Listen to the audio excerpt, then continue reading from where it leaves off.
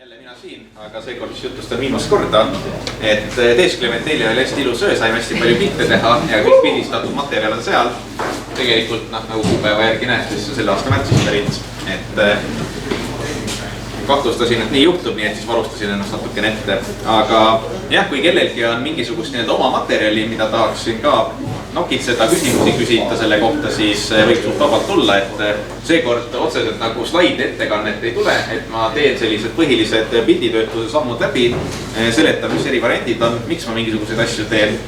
Ja see on niisugune asi, et kes siin on ka astrofotosid töödelnud, siis tõenäoliselt igal sammul tahab mulle mingil hetkel vastu vaielda, et mina teeks teistmoodi ja niimoodi selle astrofotode töötlemisega üldiselt ongi, et siin on, kui me teeme ilupilte, mitte teadust, siis see, kuidas on õige, sellele küsimusele nagu vastust ei ole tegelikult, et tee kuidas tahad. Nii, aga mis mul siin siis olemas on, et tegelikult mul on isegi natukene uuemat materjali ka, et see süvataeva pildid, mis ma siis näiteks kasutan, on selline üsna tuntud galaktika, äkki olete näinud sellist asja. Et see on siis see veekeerise galaktika, asub seal suure vankri kandis, et niisugune üsna hea tuntud galaktika ja kes tahab nagu harjutada või esimest korda siis pildistab mingisugust sellist süvataeva objekti, siis see on tegelikult asi, mida ma väga julgelt soovitan esimese asjana pildistada. Esiteks sellepärast, et ta on Eestis loojumatu, ta on meil alati taevas, mõnikord küll natuke madalal põhjakaares. Ja teiseks ta on võrdlemisi hele objekt, ta on nagu suure pindheledusega, ehk siis isegi kui on natukene hädisemapoolne kaamera või teleskoop, et ta ikkagi joonistub seal välja. Et ta on nagu selline hästi hea esimene objekt, mille peal pildistamist harjutada. Ja ilus näeb välja ka, see aitab kaasa. Ja siis mis mul siin teiseks on, et tänu siis Taavi Niiteele saime natuke planeedimaterjali ka ja siin on mõni asi isegi sellest meie ürituse esimesest ööst, et see siis filmitud Saturn sai siis näiteks siia pandud siis selle töötlemist, näitan ka nii. Et kuidas see Saturn siis välja nägi toorfailina, et kuidas siis planeet näeb teleskoobis filmituna välja, et siin on väga hästi näha, et kui mõnusalt turbulentne see meie atmosfäär ikkagi on. Et selline vaatepilt on siis see, mis otse teleskoobis avaneb. Et sai siis Saturni filmitud üsna pikka aja jooksul.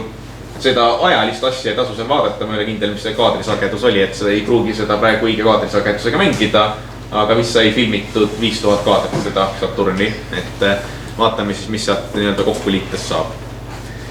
Nii, aga see on siis see, mis meil olemas on, mul on natuke planeedimaterjali muud ka, et kui aega jääb, siis saab neid teisi asju ka vaadata, aga alustaks siis pihta just sellest süvataeva osast, et mis mul siis siin on, mul on valguskaadrid, mida siis nimetatakse valguskaadriteks, ehk siis lightideks.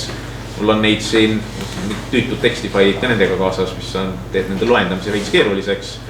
Sest ma juba korra testimiseks tegin selle töötluse läbi, nii et see tarkvara toodab neid tüütud tekstfaile. Ühesõnaga, mul on siis paarkümmend seda light faili ja siis mul on jube palju flat kaadreid teatud põhjusel, sest ma tegin neid palju, tegelikult nii palju ei ole vaja, mul on vist 50 flatti siin, et see on natukene overkill, et paarikümnega saab ka hakkama.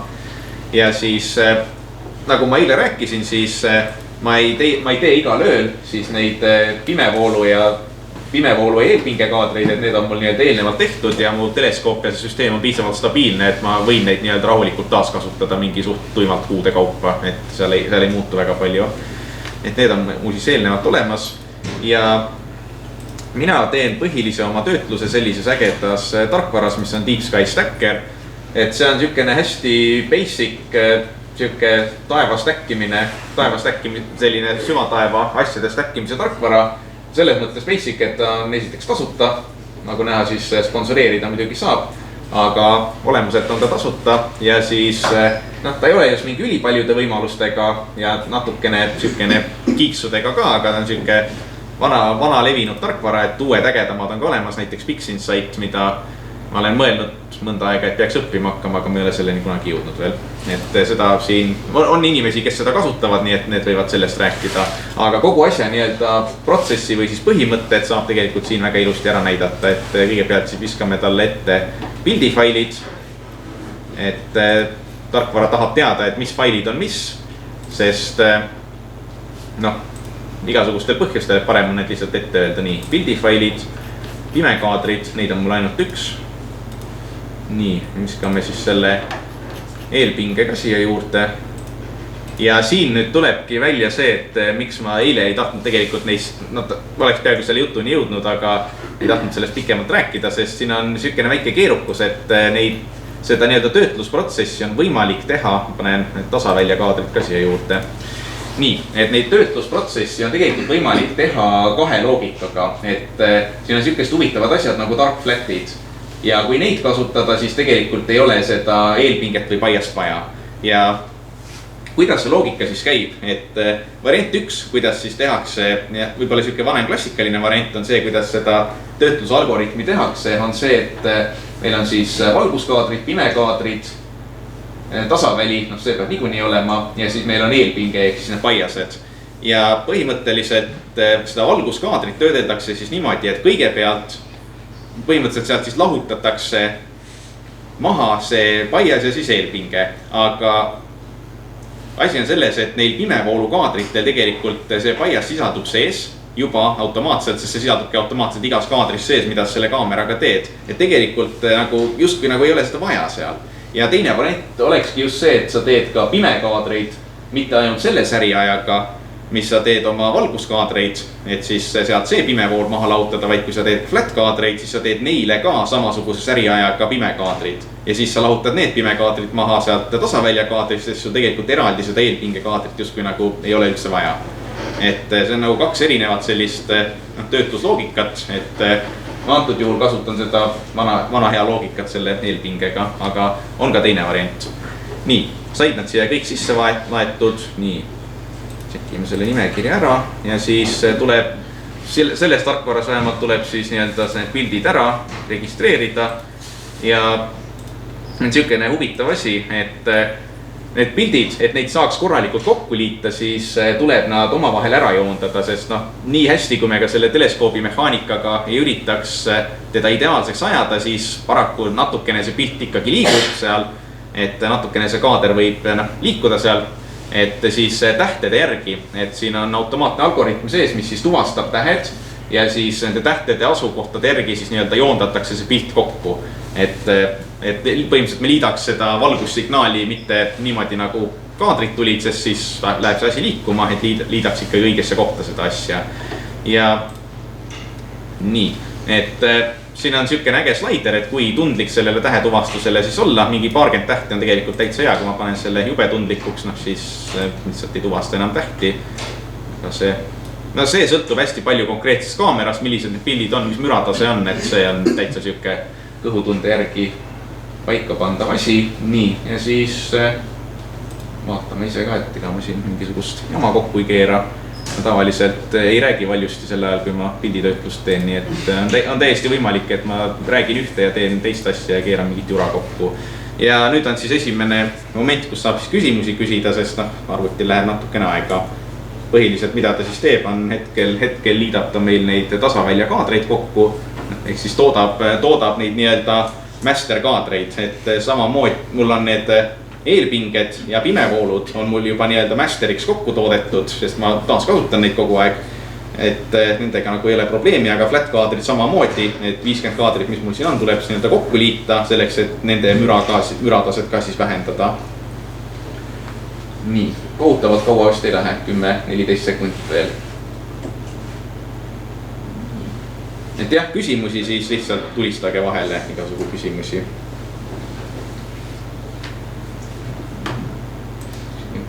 Võin tausta peal vaadata, et millised need kaadrid üldse välja näevad. Nii, tehakse siin juba mingeid põnevamaid asju. Et nüüd siis käiakse need valguskaadrid läbi, 28 valguskaadrit nagu näha siis, et põhimõtteliselt tehakse see töötlus seal läbi ja siis tuvastatakse tähti nende peal praegu ja igasugu muid parameetreid rehkendatakse iga selle valguskaadri peale välja, et mu flat kaader näeb selline üsnagi igav välja, on tõesti flat, eks ole, mingit detaile ei ole. Lihtsalt kasutad ainult neid varusid, mis sul on? Need flatid on siiski sama lööd tehtud, et flatidega on see, et neid tuleks siiski, lihtsalt need erinevused siin on väga väiksed, need ei paista siin selle vaate peal välja, et ma enda ekraani peal, kus juures näen, ma näen mõnda tolmurõngast siin, aga flatidega on jah see teema, et neid tasub teha igal ööl sellepärast, et sul võib teleskoobile tekkida neid tolmurõngaid juurde, sest lihtsalt ilmub mingi tolmuterakene kuskile, et neid tasub teha võrdlemisi sageli. Ja kuidas sa neid flatte otseselt tegid? Mina konkreetselt teen taevaflatte enamasti, et siis pildistan lihtsalt valgel ajal taevast, et hästi lühikeste sariaegadega, et mul on teleskoop on siuke pigem pimedapoolne teleskoop, see fookuskaugussuhe on f8 ja mu kaamera ei ole ka midagi ülitundlik, et paarisekundiline säri taevasse või mitte paarisekundiline siuke 0, natukene sekundit säri taevasse on täitsa okei asi, kuidas flatte teha. Et aga see mõne teleskoobi, mis on just hästi valgusjõuline teleskoop ja hästi tundlik kaamera, see ei pruugi võimalik olla, sest päevases taevas võib-olla see ülegi võimalik kasutada nii lühikest säriaega, et see üle ei kõrvetaks seda asja, aga mul on see võimalik, see on tõenäoliselt tore. Aga siis on ka paar sellist nüanssi, et tuleb kindlasti pildistada selget taevast, et kui on pilvine taevas, siis pilved liiguvad ja siis need flatid on lappes omadega, et see tuleb kindlasti selgesse taevasse teha. Nii, mida siin veel võib vaadata, et pilti ennast korra vaatasime ja üks asi, mis siis on tegelikult kõigi nende astropiltide puhul ja miks nad näevad kogu aeg üle erinevad välja, on see, et neid pilte on tegelikult jõle raske esitada arvutiekraanidel ja projektoriekraanidel, sest need pildid toorandmetena sisaldavad rohkem andmeid, kui on võimalik ekraani peal kuvada. Et iga piksel, mis selle pildi peal on 16-bitine, kaamera ise tegelikult on 14-bitine, aga see, kuna faili standard on selline, siis need tehakse 16-bitisteks. Ja point on selles, et kogu see arvutiekraanindus projektorid, mis meil on, et sisuliselt kõik see töötab 8-bitises selles RGB maailmas. Et meil ei ole võimalik 16-bitist pilti sellisena, nagu ta on tegelikult päriselt esitada ja seepärast kõigi astrofotodega ongi see, et saab seda skaalat muuta veits, et kas siis tõsta, ühesõnaga seda pilti just, see ei ole mingi eriline pildi töötlemine, see on lihtsalt skaleerimine, et kui heledana me teda näitame, et see on siis see toorkaader. Ja võib siin korraks vaadata ka siis seda master biasit, mis näeb eelpingekaadrit, mis näeb nagu absoluutselt mitte midagi ütleb välja, aga tal on siukene pisikest müra tal seal peal on, paista siin selle suurenduse all eriti välja ja siis pimekaader näeb natukene juba huvitavam välja, et siin on siis näha, et pime pool, mis siis ongi kaamera pikslid, osad kaamera pikslid siis on kas enamik neist ei ole ära kärsanud, et nad on lihtsalt rohkem tundlikud. Et jah, nii on, et osad pikslid siis midagi on ära kõrbenud ka. Nii, et selline jutt siis kõigi nende piltidega ja siis nii. Et vahepeal, mis see asi siin automaatselt läbi jooksis, mis ta siis ära tegi, on see, et kõigi nende kaadrit siia ette saama. Nii. Et mis ta siis välja arvutas nende kõigi kohta, et arvutas välja tausta ehk siis taeva tausta intensiivsuse. Ma ei ole päris kindel, millest, ilmselt siis pildi kogu heletusest, mis on hästi huvitav see, et on näha, et natuke varieerub siin selle pildistamise jooksul kuskil seal 1% kandis on ja see on miskipärast üks valguskaader, kus on järsku 5%, ma ei tea, mis siin juhtunud on. Mäleta ka, märtsis ma neid pilte tegin. Nii. Kahte omavahel võrrelda, siis üks on miskipärast tunduvalt eledam. See on väga tõenäoline see, et äkki mingi pild tuli ette selle kaadri tegemise jooksul. Mingi väike pilveke sõitis eest läbi. Et siis tegelikult võib täitsa vabalt teha siukest asja, et sellele heledale kaadrile linnukene eest ära, et see oli vale kaader. Et linnuke eest ära, et seda me rohkem järgnevas töötluses ei kasuta, et mõned sellised väga kehvad kaadrid, kus võib-olla teleskoop on triivinud, siis kui satelliit läbi lendab, sellest enamasti ei ole mingit vahet, sest me võimsalt keskmistame kaadrid ära, et need äärmused kaovad ära, et see ei ole probleem, aga sellised heledad kaadrid, mis on nagu kõvasti keskmisest eemale, et need lihtsalt nagu ära visata või siis ka sellised kaadrid, kus võib-olla teleskoop on tuule käes võdisenud, siis tähed on triipudeks läinud või mida iganes, et need tasub silma järgi välja filtreerida ja see on siis taeva tausta heletus on üks variant, mille järgi saab seda teada.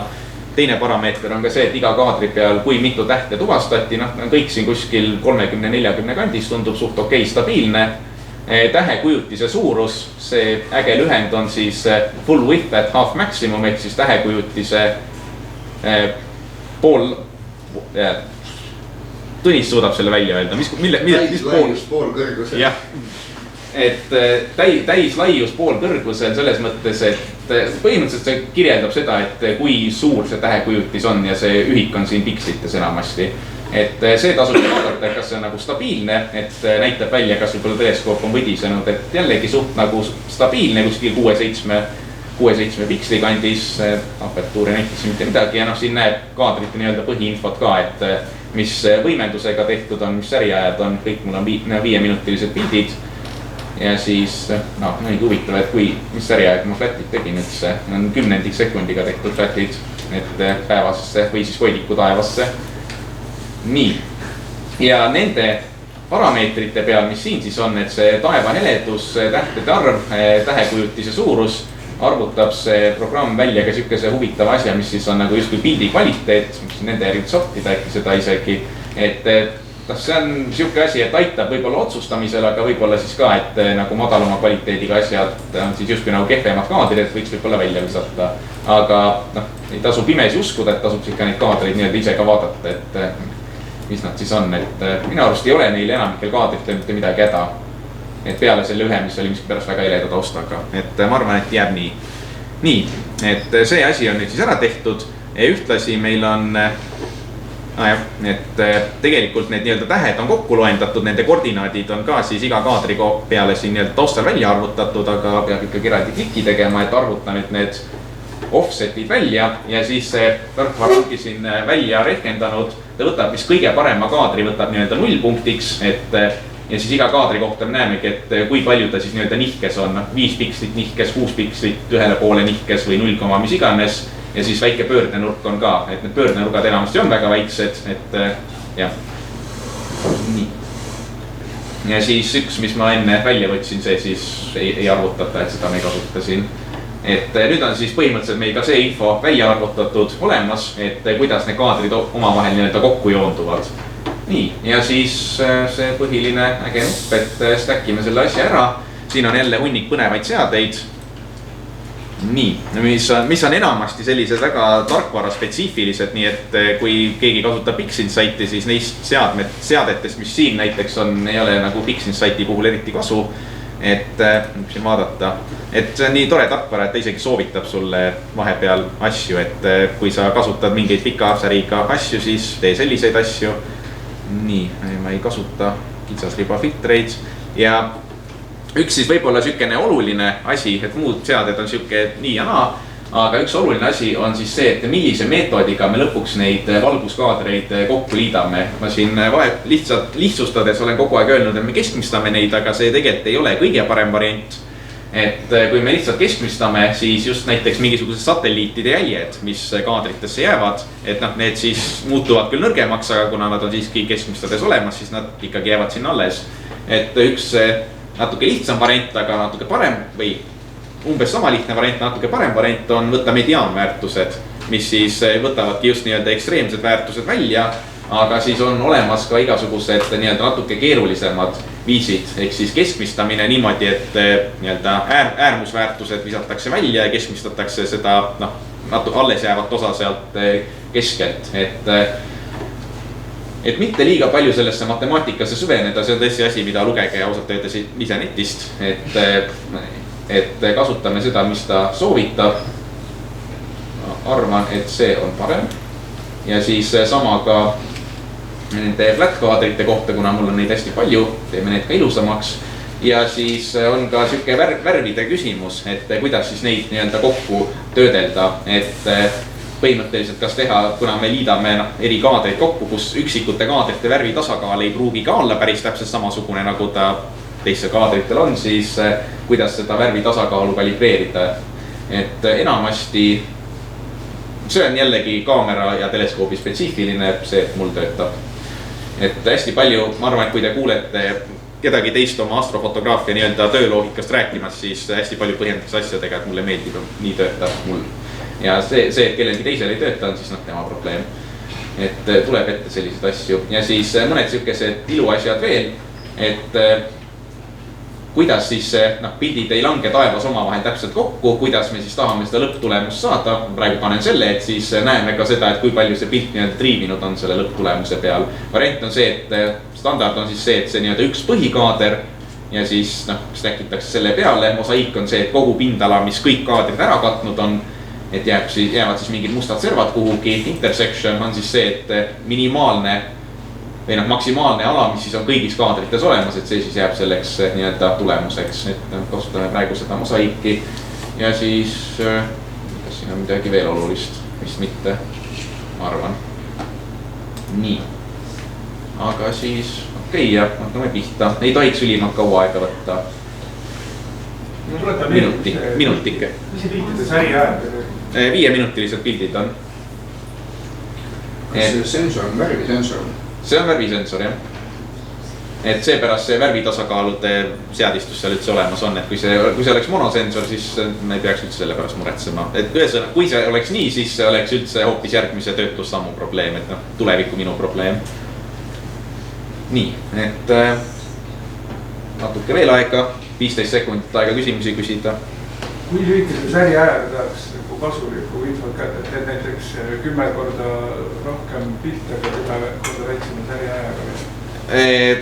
Siis juhtub see, et instrumentaalset müra tekib juurde, sest üks müraallikas on ka see, et kui sul kaamera sensorilt toimub see info maha lugemine, et see annab ka müra juurde ja mida rohkem sul on kaadreid, siis seda rohkem on sul seda müra seal.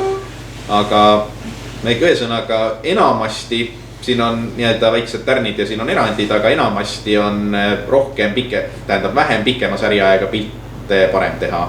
Aga piiriks on muidugi see, et kui ei saa säriaega pikemaks ajada, kui sul lihtsalt pilt läheb liiga heledaks, et sul nagu sensor ära küllastub, siis sellest ei saa pikemaks teha. Et Williamit ei ole siin, kusagil ta on. Peidus seal taga. Et William on üks siuke äge tegelane, et temaga võite rääkida selle koha pealt, ta hästi valgusjõuline teleskoop ja tundlik kaamera, et siis ei saa teha pika säriga pilte ja siis ta on hädas oma miljoni gigabaidiga, mis tal iga öö tekib, et mitte päris nii hull nagu Vera Rubinil, aga jah. Nii. Seal on üks selline, kuidas siis piirjuht on nagu see, et säritada nii palju, et see taeva foonisignaal, alati taevast tuleb mingisugune helendus, et see taeva foonisignaal napilt tuleb sinna pildi peale. Et see koht, kus tähti ei ole mitte enam must või nagu see müra või see airpingi paias nivoo. Et hästi natukene sellest kõrge. Tume hall teistel. Jah, et see on üks nagu siukene. Mida vahel kasutatakse sellist kriteerium. Jah, see on ilmselt kriteerium, mida siis võtavad aluseks inimesed, kes nagu päriselt pimeda taeva all elavad, et meil on Tartu külje all, siis mul on see kogu aeg niimoodi, et kogu aeg on taevas hall seal. Nii, aga nüüd siis sai midagi siin tehtud ja siis esimene imeilus pilt, mis tarkvara välja annab, on siis selline, aga ei ole muret, selliseks see ei jää. Et teeme ikka natuke ilusamaks seda asja, et nii, võtan korraks siia alla, see kasutajaliides on iidne, see läheb kuidagi paremaks. Nii, et kõigepealt siis oleks võib-olla hea ajada siin, tarkvara võiks seda käsitsi ka teha, aga automaatselt teha, aga miskipärast ei tee seda, et ajaks natuke seda värvi tasakaalu siis paika ja enamasti jällegi mina seda niimoodi teen, teised võivad teistmoodi teha. Enamasti on see, et ajada põhimõtteliselt need maksimumid lihtsalt omavahel kokku, see maksimum, histogramm, eks ole. Loodan väga pikalt ei hakka seletama, see histogramm on, aga see on sisuliselt graafik, mis näitab, et ühesõnaga mustad pikslid on siin, valged pikslid on siin, et see näitab nii-öelda statistikat, et kus kohas asuvad nii-öelda kõik need pildi pikslid seal, et suurem osa mu pildist on see tume taeva taust. Enamasti siis liigutad seda kesktaseme liukurit? Jah, ma sisuliselt põhimõtteliselt jah, et ma aeg-ajalt kasutan ka neid äärmisi, aga selle pildi puhul ei ole vaja lihtsalt, saab ilma ka. Et liigutame nad lihtsalt kõik ühte kohta kokku, kusjuures kuhu kohta kokku pole isegi otseselt oluline, sest järgmine asi, ehk siis see kõverjoon, mis siit nüüd üle jookseb, see on siis see nii-öelda teisendus, mis me sellele teeme, et kui me tahaks lihtsalt lineaarset nii-öelda joont, et reaalselt see pilt kujutakski meile seda, et missugune see taevahelendus, milline taevahelenduse nivoo tegelikult oli, siis vaatame toorkaatreid lihtsalt, sest sealt see nii on. Aga me tahaks seda galaktikat rohkem välja tuua, see tähendab, et ma peaks kasutama rohkem seda histogrammi nii-öelda tõusu, ehk siis rohkem seda nii-öelda pildi dünaamilist ulatust just selle osa peal, kus see galaktika siin on. Ja galaktika ei ole taevast väga palju heledam, kui see tsenter võib-olla välja arvata, et see galaktika asub enamasti kuskil nii-öelda selle ala peal, et ta ei ole väga palju piksleid, aga ta asub kuskil selle ala peal. Niisiis, et timmimegi seda asja siin natukene paika, et see on ilgelt siukene kõhutunde asi ja nagu täiesti endale meeldimise asi, et toome selle natuke siia ja siis võib-olla seda tõmbame nii-öelda selle osa tõmbab lihtsalt natukene madalamaks, et muidu lihtsalt läheb, näeb veits loomulikum välja. Mis need tangid olid, mis praegu tõmbasid? Esimene siin on see nii-öelda pimeduse ots, esimene 0 kraadi on see, et mis nurgaga see algab seal. Et alustangi 0 kraadiga, et see must osa teenib täiesti mustaks ja siis see sisuliselt näitab seda, et mis see kumerus siin on sellel alal. Ja siis keskmine on see mid-tone ehk siis nii-öelda keskmised heledused, et siin on jällegi see nii-öelda järskus, et see üleminek siin ja siis see koht, kus kohas ta siis asub selle kaadri peal. Nii. Ja siis highlight sama lugu, et nii-öelda mis nurgaga ta sealt ülevalt pihta algab. Ja siis ka see, et kui järsk see nii-öelda kõver sellesse kesktasemesse on, et sellised üleminekud. Et siit võiks midagi juba välja tulla, korraks apply peale ja galaktika läks täitsa ilusamaks, et õigemini tuli natukene paremini välja. Arvan, võin seda mid-tone'is ja rahulikult tuua isegi veel lähemale. Nii. Ja väga must-valge näeb see asi välja, ma enda ekraani peal natukene näen värve, et värviküllastust võib täiesti rahulikult tõmmata juurde. Panemegi värviküllastust juurde kogu asjale. Nii. Asi läks siniseks punaseks, jah, et natuke punakat ka siin, et jah, siin on nüüd see, et alati saab ka lolliks minna, vaatame, mis nüüd juhtub. Jah. Et tasub siuke, mõõdukus on voorus siin juhul, ma arvan. Aga jah, see ülemineku kõver, see on iga pildi spetsiifiline sisuliselt, et siin ei ole nagu üldloogika on see, ma teen kõigi piltide puhul enam sama üldloogikat, aga nagu see spetsiifilised väärtused on see, iga pildi puhul natuke erinevad. Siin on ma arvuti ekraanil vaatan, et mul on suure ekraani peal ka tegelikult näha, et see pilt on tegelikult natuke liiga sinine. See on tegelikult näha ka miks, sest mul on see sinine asi on tegelikult natuke sellest nii-öelda asjast mööda, nii et suume natukene paremini seda paika. Nii, ja siis, ma ei tea, ega siin väga nagu midagi rohkem töödelda ei olegi. Nii, läksid nagu värvid natuke rohkem tasakaalu. Et Deep Sky Stacker põhimõtteliselt sellist asju siis võimaldabki, et see nagu hästi basic töötlus, aga enamasti, ma ei tea. Millist funktsiooni sa harilikult kasutad? Kuidas? Millist funktsiooni sa harilikult kasutad? Funktsiooni. Kõvera puhul skaleerimiseks. See on siin. Mul on see logaritm ruutjuur enamasti on töötanud. Aga kui nagu väga lappama läheb, siis ma vahepeal vahetan neid, aga enamasti ma kasutan seda. Et mis see siis teeb, on et sisuliselt see jah, et kuidas kujutatakse siin graafiku peal seda nii-öelda algset histogrammi kõverat seadet mulla. Saab eri värvidele saab veel erineva sellega panna. Üks lint settings ei tööta. Nii, aga ma enamasti kasutan seda, jah. Et see loogika, millist siin kasutada, ma põhimõtteliselt valin selle järgi, et ma valin selle järgi, mis lükkab seda asja, seda piiki nii-öelda mõõdukalt laiemaks lihtsalt enamasti. Kui pildistada sellist asja, kus on suur osa tume taevast ja siis mingi objekt keskel, siis enamasti kogu see piik ongi see taevas siin lihtsalt, et oleks tore seda natuke laiemaks lükata, aga jah. See on ka asi, millega saab mängida, kus ei ole nagu siukest teaduslikku seletust, mis on hea. Nii, mis ma siin vahepeal muutsin, ei muutnudki väga midagi. No nii, aga põhimõtteliselt nagu pildike tehtud, väike süvataeva pilt. Siin saab ka näha, et mis ta siis lõpuks kokku tuli. 27 kaadrit, 28 oli neid alguses, ühe viskasime välja ja siis kogu säriaeg 2 tundi 15 minutit. Et ei ole eriti pikk pilt, täitsa siuke piisakas lühike klõpsukene, 2-tunnine pilt, et ma ütleks, et siukese esimese astrofoto kohta nagu väga ilus tulemus isegi.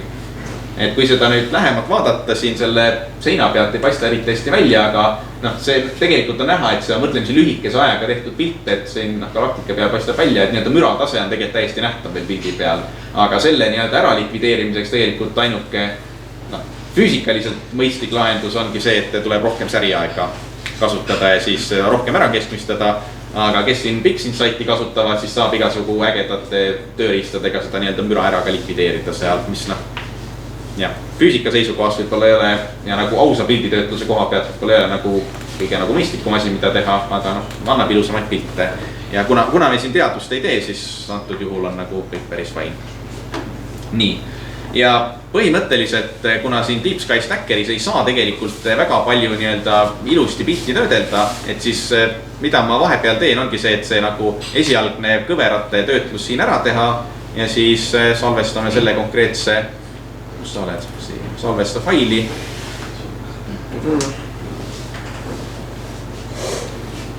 Nii, ja salvestame selle siis faili ära. Läheme faili sisse.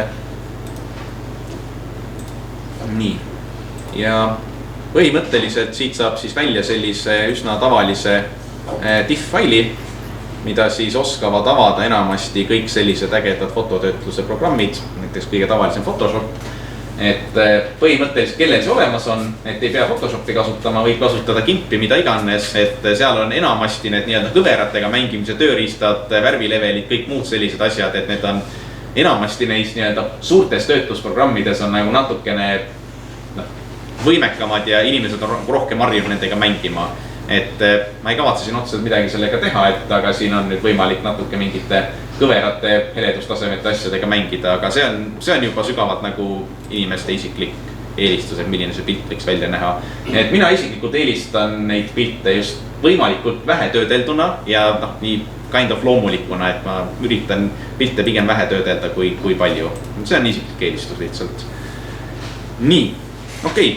Et selline siis üks süvataeva pildikene, teeskleme, et me eile pildistasime selle oma praktika ajal.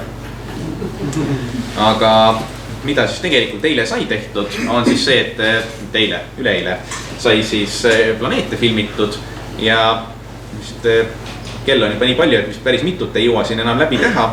Aga võtamegi selle sama Saturni videokese, mis meil siin on ja stackime siis ka selle, et seda Deep Sky Stacker sellist asja ei tee, et selleks on natuke teine tarkvara, selle tarkvara, siin on küll ka hea, et selle tarkvara nimi on Registax ja jällegi neid tarkvarasid on mitmeid, on näiteks Autostackert või mõni muu on veel, mis siis tegelevad just nende nii-öelda planeedi videode kokku stackimisega, et võin siin ka selle protsessi läbi näidata. Registax on jällegi üks neist nii-öelda vana klassikaline tarkvara, mis siis vanamoeline inimene, ma olen ühe tarkvara ära õppinud, siis ma väga ei viitsi vahetada.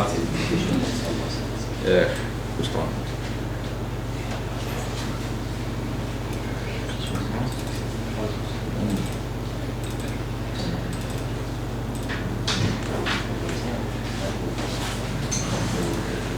Nii, et kuidas siis siin see töötlus nii-öelda loogika läbi käib, on siis see, et kõigepealt võiks siis panna, kuu peal on seda asja natukene rohkem neid nii-öelda kontrollpunkte ja asju panna, et sama asi, mis me tegime selle süvataeva töötlusega, et seal käis see asi automaatselt, et tuvasta pildi pealt tähed ja pärast joonda need kokku.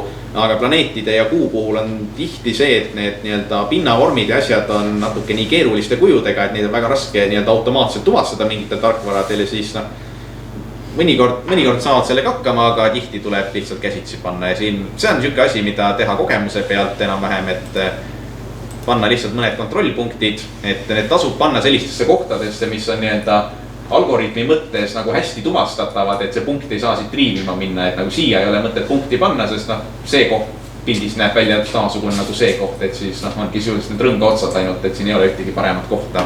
Rõnga tipud oleks ka nagu selline variant või? Jah, see on variant, et miks ma natuke kahtlen sinna punkti panemisel on see, et nad on üsna tuhmid selles mõttes, et see asi töötab paremini, kui heledust on rohkem, et ja point on selles, et 2 punkti ausalt öeldes vähemalt siin Registaxis töötab enamasti jumala ilusti, et nagu see on täitsa töötav variant. Nii. Ja siis ega muud ei olegi, kui et nii-öelda joondame ära, et siis tarkvara nüüd otsib, nii-öelda jooksutab kõik need kaadrid läbi ja siis üritab need pildid kokku joondada selle loogika alusel just, et nii-öelda need kontrollpunktid siis panna seal kaadri peal ühte kohta. Ja siin ei võta ka ülikaua aega õnneks. Nii, üks asi, mis siis oli eelmises töötluses, mida ma lõpus unustasin täitsa vaatamata, oli sama veekeeris. korraks võiks seda või vaadata Photoshopis, et ma panin seal selle nii-öelda mosaiikrežiimi stackimise, et ma tahtsingi tegelikult vaadata, et kas siin tuleb nagu hästi välja see, et kui palju see teleskoop tegelikult nagu triivinud on selle nii-öelda vaatluse ajal. Selle eesmärgiga teda tegin ja seda saab kiiresti vaadata, võib-olla näiteks niimoodi. Nii, kisume neid lõpuks. Ja veel natuke ekstreemsemaks. Teleskoop on väga vähe triivinud, nagu näha, mis on täitsa tore. Et muidu selle nii-öelda mosaiik stackimise puhul peaks olema see, et nii-öelda nurkadesse, tegelikult midagi on natukene näha, et nurgad siis jah, juhtubki see, et nurka lähedalt vaadates siin on tegelikult näha, et kus need erinevad pildid on siis kuidas kokku liidetud, aga nagu näha, siis siin on gideerimine väga ilusti töötanud, et teleskoop on nagu väga vähe triivinud ainult. Et jah. Et see on siis see, et kuidas see asi kokku stackiti, et tegelikult tähed ja kogu see galaktika läheks nagu ühe sama koha peale kokku. Nii.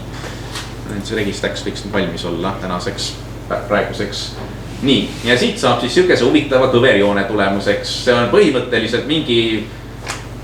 Ma olen lugenud selle algoritmi kohta, ma ei ole sellest aru saanud, kuidas see täpselt töötab. Aga see on põhimõtteliselt selle algoritmi hinnang sellele, et milline on siis nende kaadrite kvaliteet ja nüüd on need kaadrid sorteeritud niimoodi, et kõige kvaliteetsem kaader on siin otsas, kõige kehvema kvaliteediga kaadrid on siin tagaotsas, et see punane joon on see, mida me siin vaatame ja enamasti ta umbes selline välja näeb, et siuke kõver joon sisuliselt. Ja nüüd on meil siuke valiku koht, et kui mitu protsenti neist nii-öelda parimatest kaadritest siis lõpuks kokku stackime, et viskame need kehvemad kaadrid välja, paremad jätame alles, et kui me tahame töötlusaega ja ruumi säästa, siis võime väga vähe võtta, ainult 10%, aga siis on samas see, et kui me vähe kaadreid kokku stackime, siis seda stackimismaterjali on lõpuks lihtsalt vähe. Meil on siin küll 5000 kaadrit, nii et see võib tegelikult isegi täitsa töötada, aga jah, võib-olla lihtsalt kõhutunde pealt praegu paneme 20%.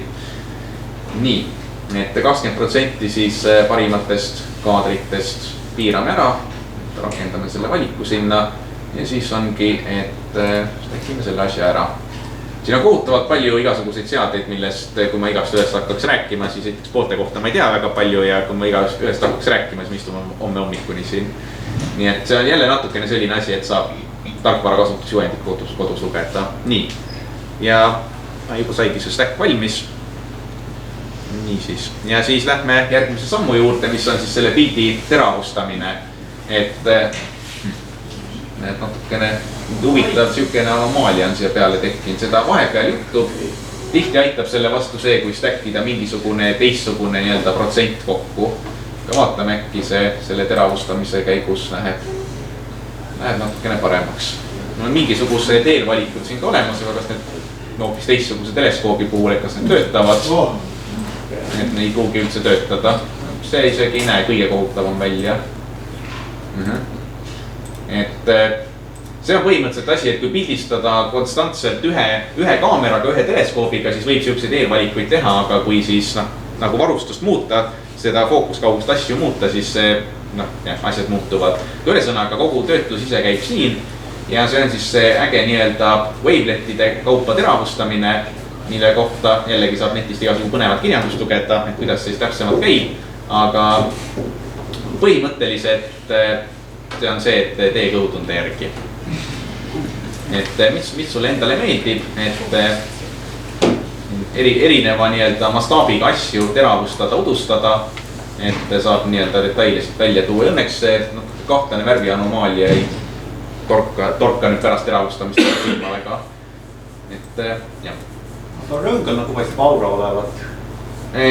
Selle niite ise on, mis siin veel ei ole. Ei ole praegu. Mul on see asi on, ma kahtlustan, see on atmosfääri dispersioon, sest seda videot tehes meil ei olnud seda korrektorit vahel, et pärast me filmisime Jupiteri ka, et sinna sai see atmosfääri dispersiooni korrektor vahele pandud, aga siin on tegelikult selles tarkvaras on täitsa olemas sellele üks väikene lahendus, on siis RGB kanalite kokkujoondus, et see atmosfääri korrektor on nii-öelda parem variant, aga variant number 2 on see RGB kanalite kokkujoondus, et põhimõtteliselt on see, et kuna seni, kuni see planeet ei ole meil otse seniidis, siis juhtub see, et kui see valgus tuleb läbi atmosfääri, siis erinevad lainepikkused murduvad natuke erineva erineval määral ja siis madalal olevad asju põhimõtteliselt teleskoobis näeme ka niimoodi, et sinine kujutis paistab enamasti kõrgemal vist, jah. ei, Tõnis tahad mind ümber lükata, kumba pidi see oli nüüd. Et ühesõnaga sinine kujutis, punane kujutis on nagu üksteist veidikene eraldatud, roheline on siis nende vahepeal, et see on horisondi lähedal on see vahepeal üsna ekstreemne, aga seniidi poole minnes järjest vähem. Aga selline hästi lihtne robustne lahendus ongi see, et võtta 3 RGB kanalit ja siis joondada need lihtsalt põhimõtteliselt maksimaalse heleduse järgi kokku, et see enamasti suuremad probleemid kaotab ära. Ja nüüd see algoritm leidiski, et punaskanalit peaks 1 piksli võrra ainult nihutama ja ausalt öeldes näeb parem välja küll. Et see nii-öelda kahtlane aura kadus sealt ära. No mõningane on veel see tunni pinna peal. Kõigest ei saa lahti, jah. Et siin on nüüd juba jah natukene see, et mis siin on natuke töötusega tekkinud nii-öelda anomaaliad, mis on nagu tegelikult nii-öelda need heledad tumedad vöödid Saturni atmosfääris, et ma tahaks loota, et siin ei ole väga palju anomaaliaid ja see on üks siuke asi, mis näeb kusjuures ekraani peal tundvalt parem välja kui asi seina peal. Hea öelda seda, sest ekraani ei näe. Et jah, et põhimõtteliselt siukese pildiga võiks nagu enam-vähem täitsa rahul olla, et seda võib-olla natukene veel teravustada, soovida.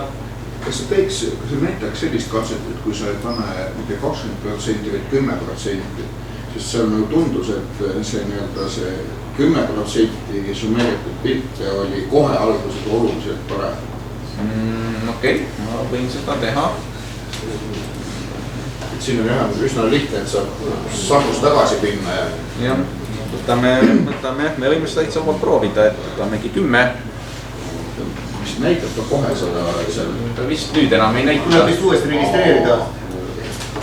Üks asi, kuidas seda saab teha, on see, et see nali, mida siin saab teha, mis on minu jaoks päris äge nali, on see, et kui sul on nii-öelda see üks töödeldud pilt olemas, siis sa saad võtta selle pildi endal nii-öelda töötluse aluseks. Et võtad selle nii-öelda aluskaadriks ja siis joondad need nii-öelda uue joonduse teed tegelikult selle nii-öelda ilusa pildi peale, et see võiks ju natukene teha asja ilusamaks. Et õnneks meil ei võta kohtavalt kaua aega siin, mõned 10 sekundid, et selle nagu saame hakkama.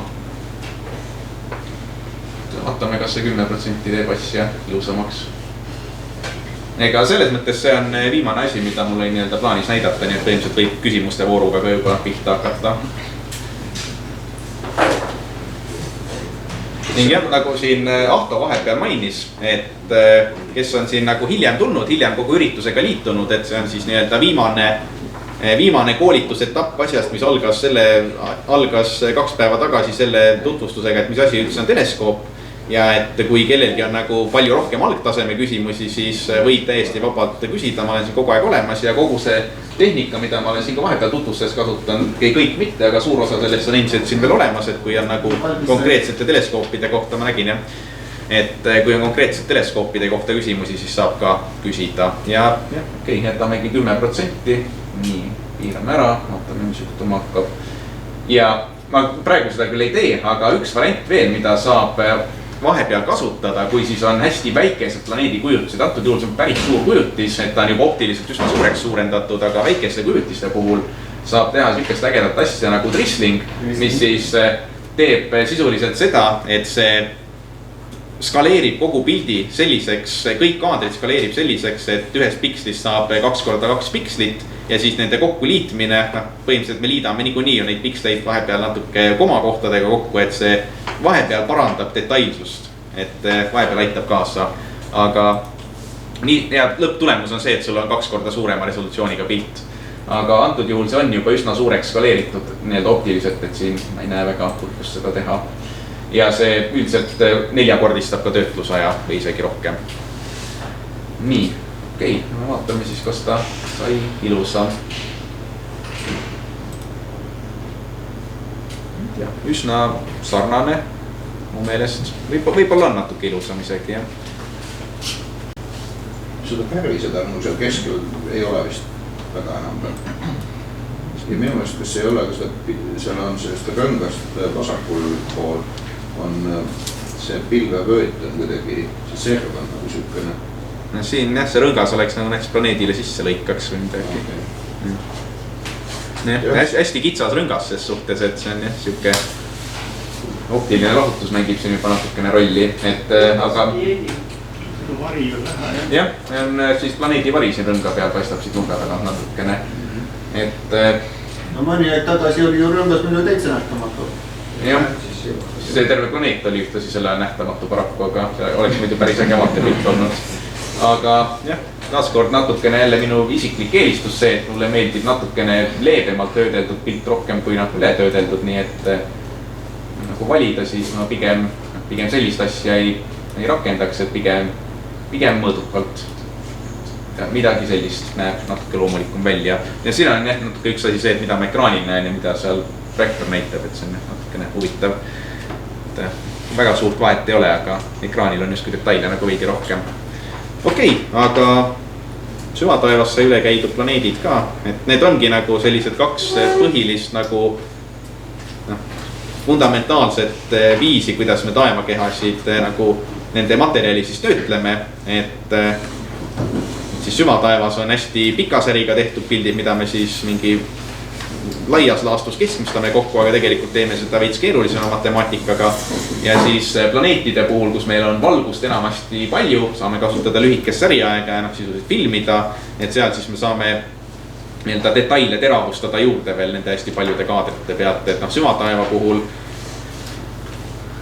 ilmselt saaks ka nagu sama meetodit tegelikult kasutada, kas peab ikka tohutult pikad särid, nagu kohutavalt palju seda materjali lõpuks olema. Aga jah, mina tänan.